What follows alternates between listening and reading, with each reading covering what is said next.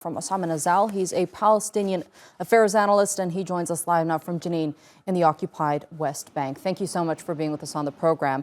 Now, there is no confirmation of a ceasefire yet, but it does seem like we're getting a bit closer to a deal between the two sides, with both Hamas and Israel weighing out their conditions. What do you make of what we've heard so far, and will it work out? Yeah, we heard the statements, but really there is nothing certain.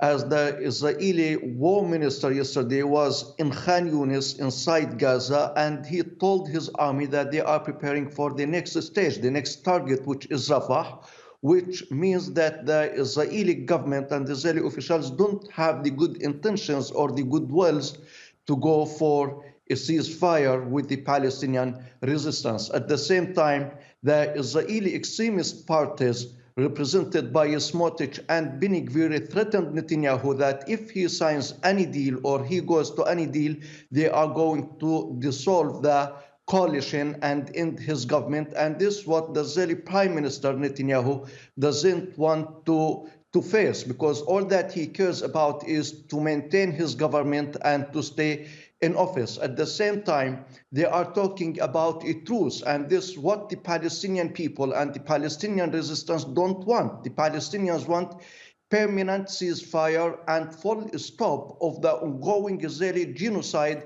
against the Palestinians in the Gaza Strip, and the release of the Palestinian prisoners, and at the same time pull out of the Israeli forces from the Gaza Strip. Anything less than that, I think it's going to be a blow to the Palestinian people, a blow to the Palestinian resistance, and to the price that the Palestinians in Gaza particularly have been paying for about 4 months. So things are precarious, uncertainty, and not assuring from my own perspective. Right, as you mentioned, Netanyahu is under an immense amount of pressure, both from politicians within his party and both from the Israeli public, for the release of the hostages. And we know that there won't be the release of hostages unless there is a ceasefire deal. On one side, we have Hamas saying that there needs to be a permanent ceasefire deal, with Palestinians having their own independent state, self-determination, and an end to the occupation and siege, not only in Gaza, but in the occupied territories as well. I mean, how do you think Netanyahu is going to come out from under this pressure? You know, the Israeli government seems ready to reach a deal, to reach a truce, but for some weeks. And after it takes out its prisoners from the Gaza Strip, it could resume the war, and in a more brutal way, even against the Palestinians in the Gaza Strip. And here is the very dangerous point, and here is the trap that we hope the Palestinian representatives and the Palestinian resistance are not going to fall into. Without really pressure from the Europeans, from the Americans, and we have not seen that yet, because the statements that were issued by the American officials are all about a truce and about low-intensity fight, but they never talked about a permanent ceasefire.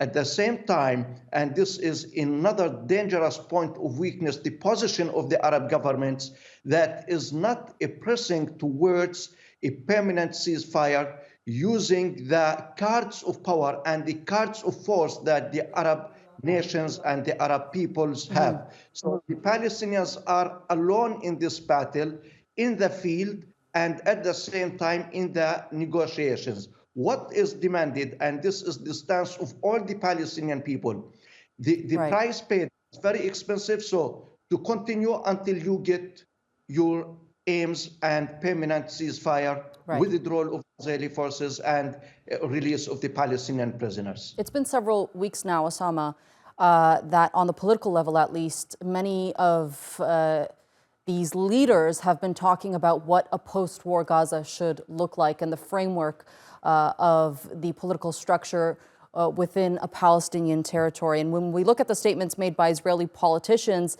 it's evident that we're far from seeing the goals of Hamas being fulfilled, with many of them calling for the forced displacement of Gazans. The U.S. has said that this particular move by Israel would be unacceptable. It's their red line. We did hear from the British Foreign Secretary David Cameron saying that the UK could officially recognize an independent Palestinian state if a ceasefire is enacted. What do you make of these remarks that we're hearing from Israel's closest allies? Do Palestinians trust them?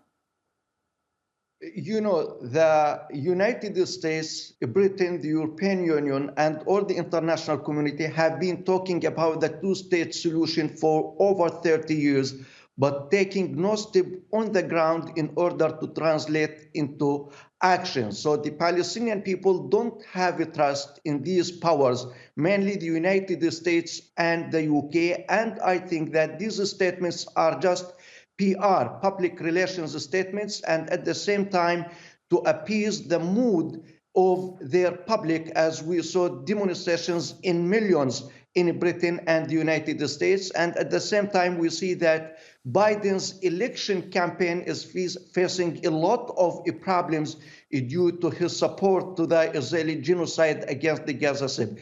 So they try to satisfy their public by these statements, because if they are serious about the Palestinian state, the first thing they have to do is to ask Israel now, not tomorrow, to start dismantling the colonial settlements in the occupied West Bank and to recognize the state of Palestine with all of East Jerusalem as its capital. Less than that, it is only much cry, little wall.